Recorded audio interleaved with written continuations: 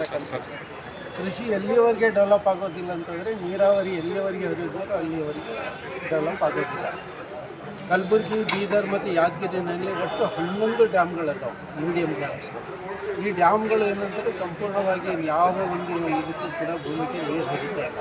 ಅದಕ್ಕೆ ಭೀಮಾ ಮಿಷನ್ ಮುಖ್ಯ ಉದ್ದೇಶ ಏನಂತಂದರೆ ಈ ಡ್ಯಾಮ್ಗಳ ನೀರಿನ ಸಾಮರ್ಥ್ಯ ಏನಿದೆಯಲ್ಲ ಎಲ್ಲ ಹೊಲಗಳಿಗೆ ನೀರು ಬಿಡ್ತಕ್ಕಂಥ ಒಂದು ಉದ್ದೇಶ.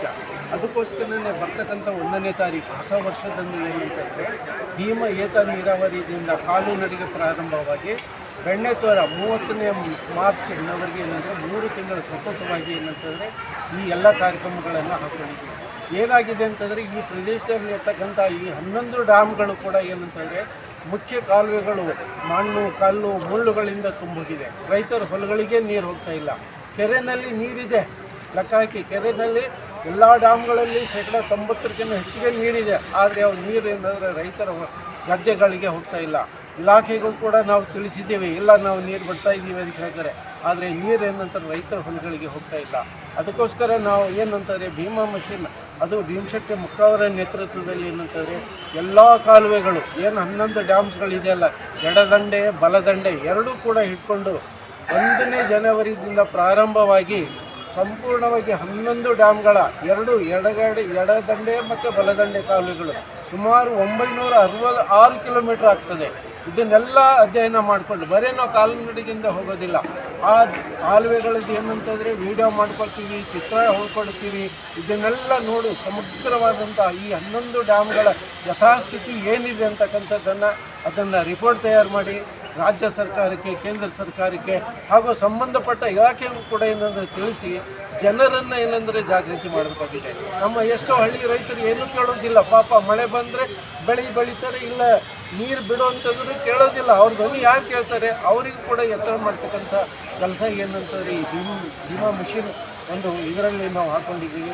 ಅದಕ್ಕೆ ಪತ್ರಿಕಾದು ಕೂಡ ನಮ್ಗೆ ಸಹಕಾರ ಬೇಕಾಗ್ತದೆ. ಜನಪ್ರತಿನಿಧಿಗಳು, ರೈತರು, ಎಲ್ಲರೂ ಕೂಡ NGOಗಳು ಎಲ್ಲರವನ್ನು ಸಹಕಾರವನ್ನು ಪಡ್ಕೊಂಡು ಈ ಕಾರ್ಯವನ್ನು ಏನಂತಾರೆ ಯಶಸ್ವಿ ಮಾಡಿ ಹೇಗಾದರೂ ಮಾಡಿ ನಮ್ಮದು ಒಂದೇ ಒಂದು ಉದ್ದೇಶ ಏನು ಅಂತಂದರೆ ಡ್ಯಾಮ್ ಕಟ್ಟಿದಾರಲ್ವೋ ನೀರಿನ ಸಾಮರ್ಥ್ಯ ಏನಿದೆಯಲ್ಲ ಅದಕ್ಕೆ ನೀರು ಕೊಡಿ. ಸಾಕಷ್ಟು ಲಕ್ಷಾನುಗಟ್ಟಲೆ ಹೆಕ್ಟೇರ್ ನೀರಿದೆ ರೀ. ನಮ್ಮ ಕಲಬುರಗಿನಲ್ಲಿ ಕೇವಲ 10% ನೀರಾವರಿ ಇದೆ ಅಗ್ರಿಕಲ್ಚರ್ನಲ್ಲಿ. ಅಫ್ಕೋರ್ಸ್ ನಮ್ಮಲ್ಲಿ ಯಾವುದು ಯಾದಗಿರಿ ಒಂದು ಬಿಟ್ಟರೆ ಎಲ್ಲ ಕಡೆ ನೀರು ಏನಂತಂದರೆ ಕೊರತೆ ಇದೆ. ಇರ್ತಕ್ಕಂಥ ನೀರು ಉಪಯೋಗ ಮಾಡ್ಕೊಳ್ಳೋದಿಲ್ಲ ಅಂತಂದರೆ ಎಂಥದ್ದು ಇದು ಭಾವನೆ. ಅದಕ್ಕೋಸ್ಕರ ಏನಂತಂದರೆ ಕೃಷಿಗೆ ನೀರು ಹರಿತು ಅಂತಂದರೆ ರೈತರ ಬದುಕು ಸಮೃದ್ಧ ಆಗ್ತದೆ, ವಲಸೆ ಹೋಗ್ತದೆ, ಅವ್ರ ಜೀವನ ಮಟ್ಟ ಸುಧಾರಿಸ್ತದೆ ಅಂತಕ್ಕಂಥ ಒಂದು ಒಳ್ಳೆಯ ಉದ್ದೇಶವನ್ನು ಹಾಕೊಂಡು ಈ ಒಂದು ಕಾರ್ಯಕ್ರಮವನ್ನು ಭೀಮಶೆಟ್ಟಿ ಮುಖಾವರ ನೇತೃತ್ವದಲ್ಲಿ ನಾವೆಲ್ಲರೂ ಕೂಡ ಏನಂತಾರೆ ಅವರ ಸಹಕಾರ ಕೊಟ್ಟು ಈ ಕಾರ್ಯಕ್ರಮವನ್ನು ಯಶಸ್ವಿಯಾಗಿ ಮಾಡ್ತೀವಿ ಅಂತಕ್ಕಂಥದ್ದನ್ನು ಹೇಳಿ ಎಷ್ಟು ರೈತರು ಭಾಗವಹಿಸ್ತಾರೆ ಇದರಲ್ಲಿ ಈ ಮಿಷನ್ನ ಕಡೆಯಿಂದ 15-20 ಜನ ಇದ್ದೀವಿ. ಅದಲ್ಲದೆ ನಾವು ಸ್ಥಳೀಯ ಲೋಕಲ್ ಏನಿದ್ದಾರಲ್ಲ ರೈತರ ಬಳಕೆ ಸಹಕಾರ ಸಂಘಗಳಿದೆ, ರೈತ ಸಂಘಗಳಿದೆ, ರೈತರ ಪರ ಸಂಘಟನೆಗಳಿದೆ, ಕನ್ನಡ ಪರ ಸಂಘಟನೆಗಳಿದೆ. ಎಲ್ಲರನ್ನೂ ಕೂಡ ನಾವು ಇದರಲ್ಲಿ ಇನ್ವಾಲ್ವ್ ಮಾಡ್ತಾ ಇದ್ದೀವಿ. ಮತ್ತು ಎಲ್ಲೆಲ್ಲಿ ಡ್ಯಾಮ್ಸ್ ಇದೆಯಲ್ಲೋ ಅದ್ರ ಸುತ್ತಮುತ್ತ ರೈತರನ್ನ ಕೂಡ ಇದರಲ್ಲಿ ನಾವು ಏನಂತಾರೆ ಭಾಗಿಯಾಗ್ಲಿಕ್ಕೆ ನಾವು ಅವರಿಗೆ ಕೇಳ್ಕೊಳ್ತಾ ಇದ್ದೀವಿ. ಸೊ ಯಾಕಂದರೆ ಇದು ರೈತರಿಗೋಸ್ಕರ ಇರೋದಲ್ಲ, ಅದಕ್ಕೆ ಅವ್ರಿಗೆ ಜ್ಞಾನ ಬರಬೇಕು, ಅವ್ರಿಗೆ ಅವೇರ್ನೆಸ್ ಬರಬೇಕು.